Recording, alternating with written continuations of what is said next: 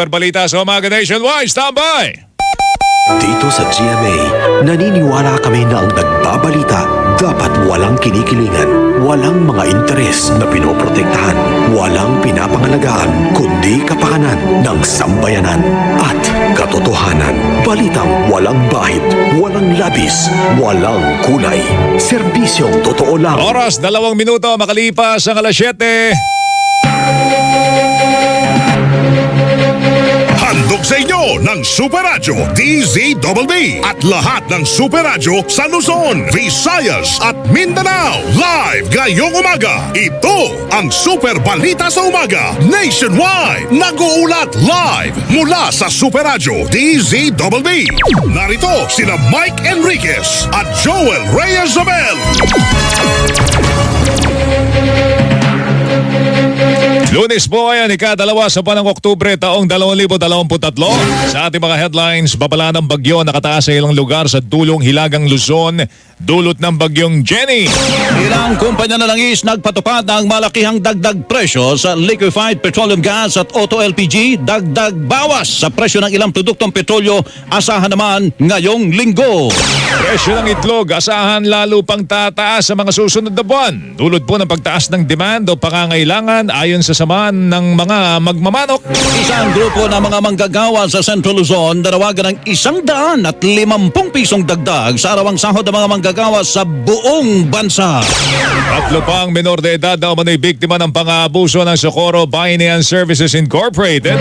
Nasa pangangalaga na ng Department of Social Welfare and Development. Samahan ng mga pribadong ospital, pabor na gawing clinical care associates ang nursing graduates na hindi na nakapapasa sa licensure exam. Isang mambabatas ipinasisilip ang mahigit sa 2 bilyong pisong confidential fund ng Davao City noong alkalde pa noon ng lungsod si Vice President Sara Duterte. Panggigipit ng China Coast Guard sa Baho de Masinloc mas tumindi pa ayon sa mga Pilipinong mangingisda.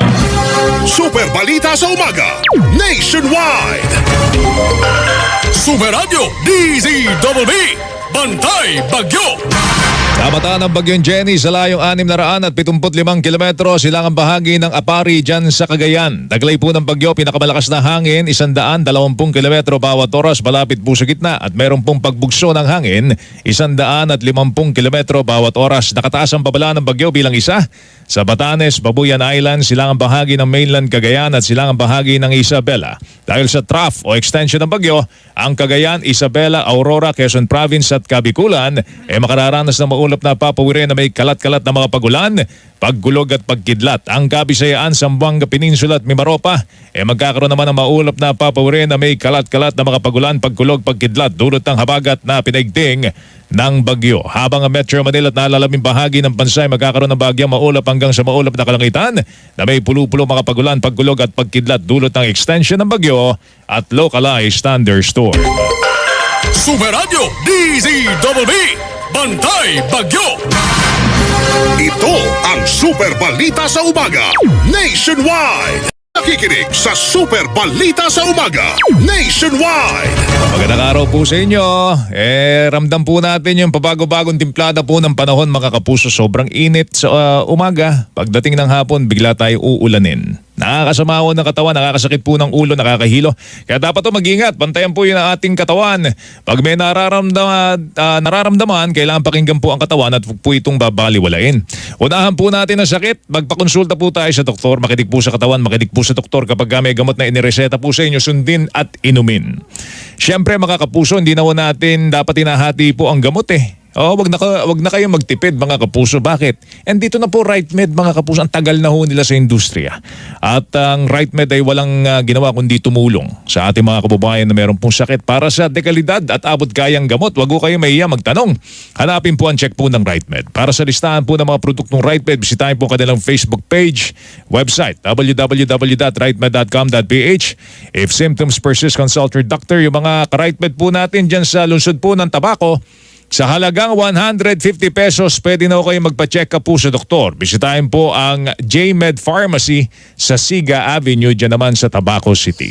Ang oras natin mga kapuso, alas 7:16. Radyo na. TV pa! Kortesiya na. Disiplina pa! DZBB Super Radio #1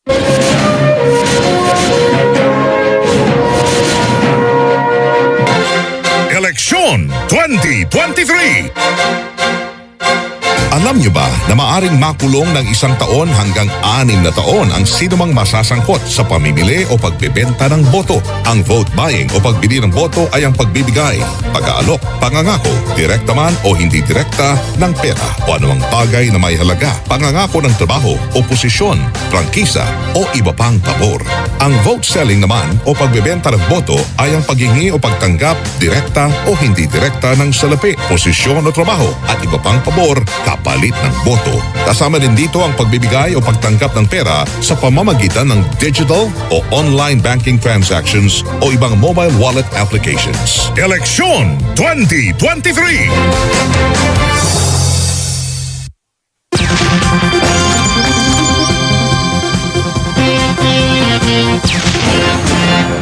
Balita sa umaga, nationwide. Lunes, mga kapuso baka may makakalimutan kayo. Lalo yung lingguhan kung umuwi. Baka bumalik pa kayo sa inyong bahay, mga kapuso, dahil meron kayo na nakalimutan. Ang dami nyo kasing iniintindi. Araw-araw yan, mga kapuso. Kahit nasa trabaho kayo, iniisip nyo ano nangyayari sa bahay ninyo, di ba? O kung kayo naman nag-aaral, yun. O yan, masyadong maraming mga assignments. Yan. Face-to-face class, mga kapuso. Stress out kayo. Online classes, meetings, baka makakalimutin kayo lagi. Suot mo na ang salamin mo, hinahanap mo pa. Nakasakay ka na ng sakyan tapos naiwan pa lang cellphone at iba pang gamit. Sa school. Nag-review ka naman pagdating na exam, nakalimutan ang pinag-aaralan. Mahirap po mga kapuso pag marami po nakakalimutan. Para brainy good, dapat healthy lifestyle, iwas sa puyat, mag-exercise regularly at kumain ng masustansyang pagkain. Pwede mo ring samahan ng Memo Plus Gold. Gawa sa pure and natural Bacopa Monnieri para laging focus at mentally alert, mga kapuso. Memo Plus Gold, lamang ang brainy good. Ang Memo Plus Gold ay mabibili sa lahat ng Mercury Drug Outlet at sa mga pangunahing butika nationwide, online din sa Shopee at sa Lazada. Paalala lang po, ang Memo Plus Gold ay hindi isang gamot at hindi dapat gamiting panggamot sa anumang uri ng sakit. Oras, alas 7:32. Radyo na. TV pa! Kortesiya na. Disiplina pa! Super Radio number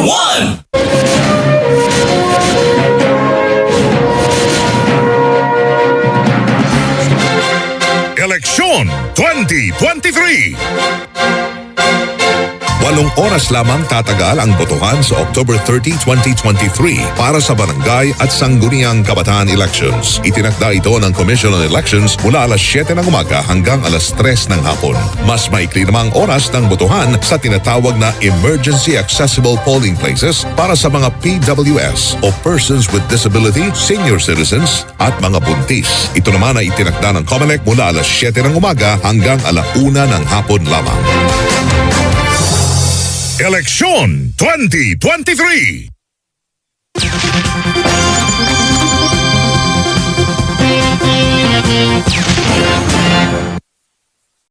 Radyo na. TV pa! Kortesiya na. Disiplina pa! Super Radio number 1.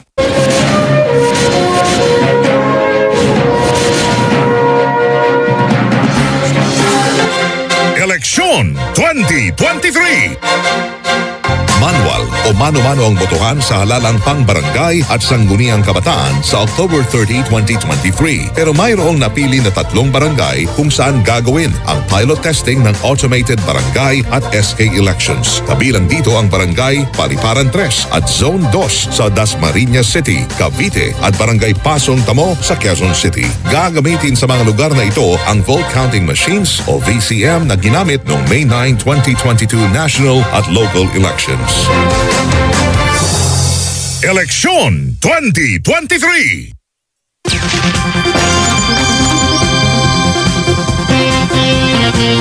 Natin ulit.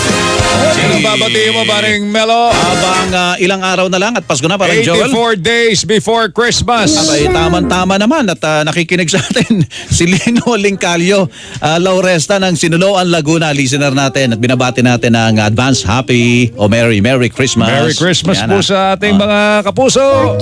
Sino pa? Siyempre, pinapanalangin natin na sana'y nasa mabuti kayong kalagayan hanggang sa Sumapit po ang Pasko at iba pang mga Paskong darating. Ayan. Pagbagong taon na, baka na. Hindi, syempre. Ingatan nila yung mga kamay nila, Oo mga daliri naman. nila. Hindi, pare bawal magpaputok. Bawal nga, oo, unless tatanggalin ni Presidente Bawal. yung Oo. pinatupad noon ng Duterte administration. Bawal pag may nakatingin. Okay. At sumayin niyo po ang kabuuan ng mas pinalawak, mas pinalakas. Super Balita sa Umaga Nationwide. Ako po ang inyong kapuso, Melo Del Prado. Balita walang kinikilingan, walang pinoprotektahan, serbisyon totoo lamang. Ako po niya kapuso, Joel Reyes Abel. Magandang umaga Luzon. Magandang umaga Visayas. Magandang umaga Mindanao. Radyo na. TV pa! Kortesiya na. Disiplina pa! Super Balita sa Umaga Nationwide mula sa pinakapinagkakatiwalaang network sa buong Pilipinas, ang GMA. Mabuhay ang Pilipinas! Ay! Ang minuto na makalipas ang alas 8 ng umaga. Standby, saksi sa Double B.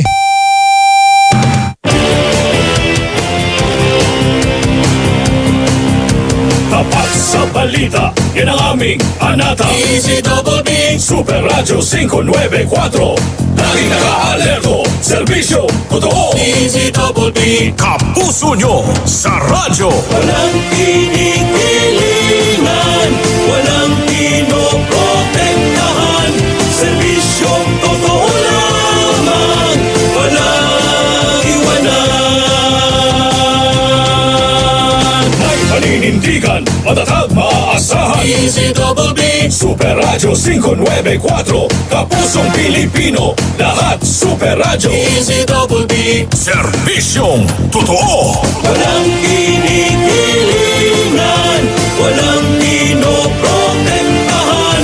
Serbisyong totoo lamang, walang iwanan. Walang kinikilingan, walang pinoprotektahan. Serbisyong totoo lamang, walang iwanan. DZBB Super Radio.